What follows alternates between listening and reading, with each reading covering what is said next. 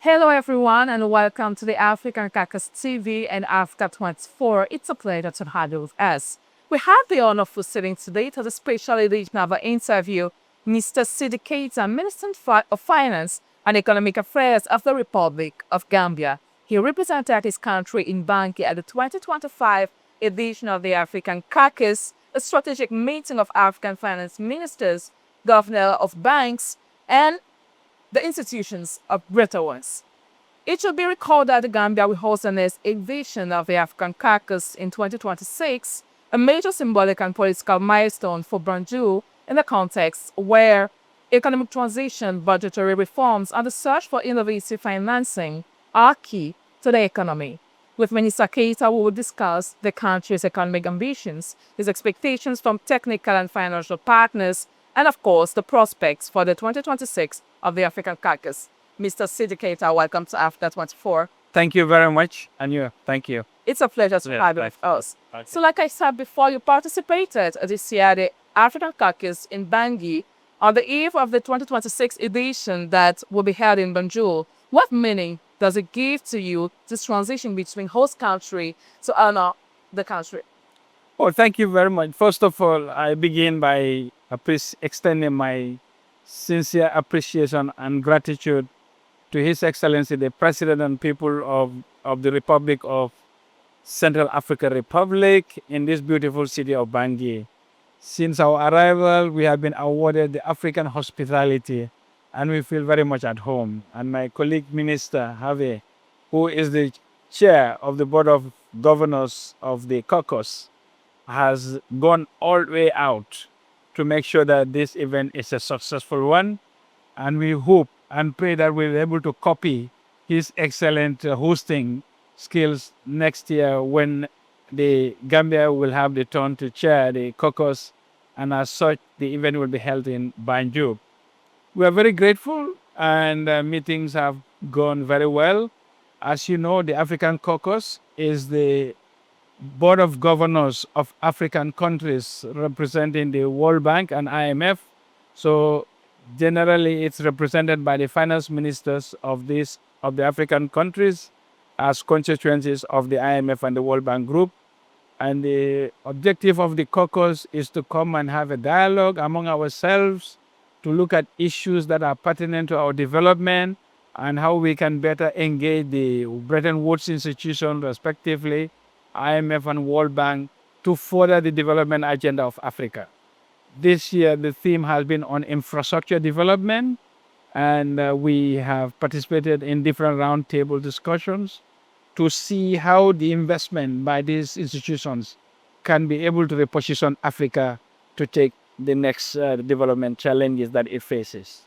Mr. Minister, what are the main lines of the Gambian economy strategy in the short and medium term, particularly in the context of the implementation of the National Development Plan 2023-2027? Well, thank you very much. That's the National Development Plan, otherwise called YIRIWA. It is a 5-year development plan, and the Gambia's economy is growing.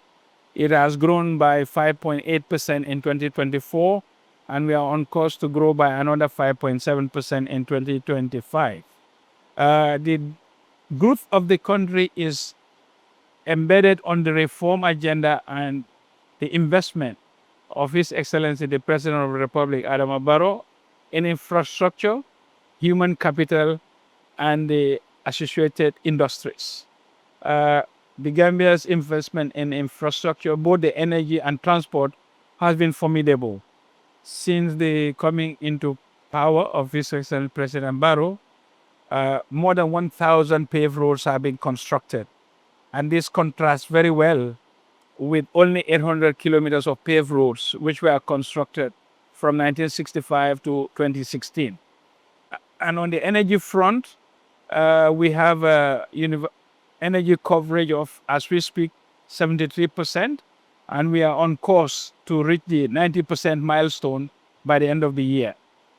We have invested massively in the road infrastructure, particularly the urban roads, the central piece of which is the Batten Haden Highway. And we have excellent conference facilities, the OIC Conference Center. Last year, we just hosted the Organization of Islamic Conference Congress in the Gambia, which brought about 57 member countries together to the smiling coast of the Gambia. So we did it with pride, and with the associated infrastructure works has gone on to support this conference. So we believe the investments from this conference has leapfrogged our development agenda. Today, for the first time in Gambia, we have flyovers, which were a first in our history, and many such urban roads have been developed. And the beauty of all of this is the mode of financing. We are invoking innovative financing, including asset recycling, use of domestic resource mobilization to invest in our infrastructure. And also, we are doing this on the backdrop of reforms on our financial management and public governance, particularly when it comes to domestic resource mobilization, where we have realized quite a significant improvement compared to the historic norm. And an economy still heavily reliant on external aid, how does the Gambia plan to strengthen its mobilization of internal resources and stimulate private investment? Oh, certainly, this is the backdrop of our reform agenda. Just to put in context, Gambia, as you know, is a tax-based economy, and we relied heavily on donor support. But of late, in the last 3-4 years, we have launched reforms from our state-owned enterprises, digitalization of our operations of the tax administration, the energy sector reforms, infrastructure reforms, and the unleashing of the procurement reforms. These have come in handy, and we have seen some early signs of good results. One case in point is our domestic resource mobilization is a particular case of success, because if you look at in 2022, the whole of the year, 3 years ago, total domestic resources mobilized was only 11.6 billion. In 2025, as we speak, as of June, resources mobilized to date exceed more than $13 billion. That means what used to be collected over a year has now been collected in less than 1 year. Effectively, 6 months collection of 2025 exceeded a whole annual year collection of 2022, which is just 3 years ago. So that means that we have realized quite a significant leap and bounds in this area. And this is the way to build self-reliance and ensure that we are at the center stage and in the driving seat of our development agenda. The partners, while helpful, supportive, but they cannot be in the driving seat. But the way he who pays the piper calls the tune. That's why our reform is centered domestically to ensure that we mobilize resources without increasing the tax burden. All we have done is to enhance the compliance and the regulatory framework to make sure that more transactions come under the tax net, and to digitalize the collection process so that it's more expedient and trouble-free. You spoke about compliance, and you recently praised the World Bank's and IMF's commitment to the macroeconomic stability in Gambia. What do you specifically expect from this edition of the caucus in Bangui to strengthen the partnership with these institutions? Well, our relationship with the Bretton institutions have been growing from strength to strength. In the last couple of years, not only have they supported direct sectoral interventions, but they have also been very helpful in reforms. And one key measure of the institutional reform is the CPIA, which is the Country Portfolio Institutional Assessment Report, which is an annual publication issued by the World Bank. And it goes to show the level of reform in institutions and governance that a country has undertaken. This report has just been released for 2025 as of July. And we are pleased to note that the score for Gambia has been 3.2, which not only has surpassed the sub-Saharan African average of 3.1 out of a total score of 6, but also the 3.2 score has been the highest since the Gambia have started being assessed on this scheme. And also with the fund engagement, we have successfully completed a first 3-year ECF, that is Enhanced Credit Facility, and we have followed it up with a successful program. And in the successful program, they doubled the size of the envelope that Gambia was entitled to. The first ECF was $50 million. The second ECF was doubled to $100 million as a line of financing from the fund. And just as we completed the first 2 years of the first year of the review of the second ECF, the fund came and offered us an RSF. That is Resilient and Sustainability Fund for climate adaptation measures. And this will unleash to us another $65 million. We are happy that we have completed the review, third review of the ECF program, and the first program of the RSF in the last June. So this is how our relationship with the fund and the bank is. It's growing from strength to strength. And at each stage of the way, it's just like a report card. If you do better, they up the game for you and give you more resources. But that means that we should be very reform-centered. And we would not have been successful with these tough and challenging reforms were it not for the support of His Excellency the President.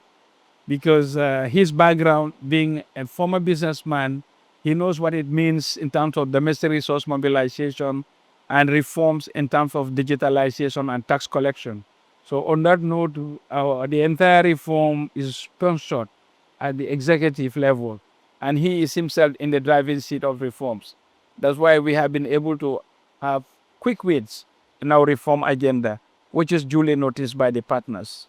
Mr. Minister, we said it earlier, Banjul will host the next edition of Caucus next year. Yes. Can you tell us about the preparation underway, the expectations of the government of Gambia, and the message you want to convey in 2026 on behalf of West Africa and the entire continent? Well, thank you. We are humbled by this opportunity. A small country like the Gambia hosting all the African countries of the IMF and the World Bank. And it looks we are more than ready for it, because we've just last year concluded the hosting of the OIC. But we will take this opportunity to make sure that the voice of the African countries and our development needs are heard by our development partners. We no longer want to position our engagement with them as a carrot and a stick where they'll be coming to give us resources. But our platform will be one of true partnership, one of institutional development, strengthening the institution and the governance framework, creating the enabling environment for the private sector to thrive, and also to help us develop bankable projects which can be funded by the private sector. And of course, with the support from the partners, we are sure this will be doable. And this is not going to be just for Gambia, but for Africa, because there are a lot of growth opportunities in Africa. There are a lot of lying dormant talent by the African youth bunch. Africa has the youngest population in the world, and the opportunities for growth are enormous. But these potentials cannot be unleashed unless we have the institutional and governance architecture that will allow the private sector to come at the center stage of our development agenda, with government playing the catalytic role of creating the enabling environments. This will be our message, and we are hopeful that we look forward to welcoming all the governors of the bank and the fund to the Smiling Coast of the Gambia next year, shortly by either June or July, in that time frame, and to treat them to the Gambian hospitality. Mr. Minister, we spoke about finance, about investment, about compliance. Yeah. Now, I would like to talk about an issue that is related to Africa's development. And I would like now to speak about climate and energy crisis. Yeah. How is the Gambia adapting its economic policies to environmental challenges, particularly in agriculture, water, and energy? Yeah, thank you very much. As you know, Gambia is a very low-lying country. We are almost at sea level. Some parts of the Gambia are even below sea level. So we are very vulnerable to climate shocks. And the climate change sometimes manifests itself in unpredictable weather patterns, such as uneven rainfall, or sometimes flash floods, which we were exposed to about 2-3 years ago. So as part of our mitigants, our national development plan is climate centered. That's why we have had interventions to ensure that we introduce climate smart investments. Today, as we speak, we are trying to diversify our energy mix to introduce solar into the energy mix, as well as tapping hydroelectric power from Guinea, which are all climate friendly sources of energy. These are not only climate friendly, but they are a lot cheaper compared to the hydrocarbon mode of energy production. In terms of adaptation measures, we have climate proof our public investment, and we are working with partners. That's why the second program we have with the IMF, which is the RSF, is based on climate adaptation. We're amending our public financial management to introduce that climate smart methodologies and approaches so as to weather the threat of climate change. By the way, we have not contributed much. Our emission level is very low, but we are at the receiving end of all the challenges that come with climate change. Mr. Seedy Keita, thank you very much for answering our questions. Thank you very much. You are welcome. Thank you. Ladies and gents, thank you for staying faithful to Africa 24. This was Africa Caucus TV. Stay tuned for more on Africa24TV.com and on the app My Africa 24. Thank you. Thank you.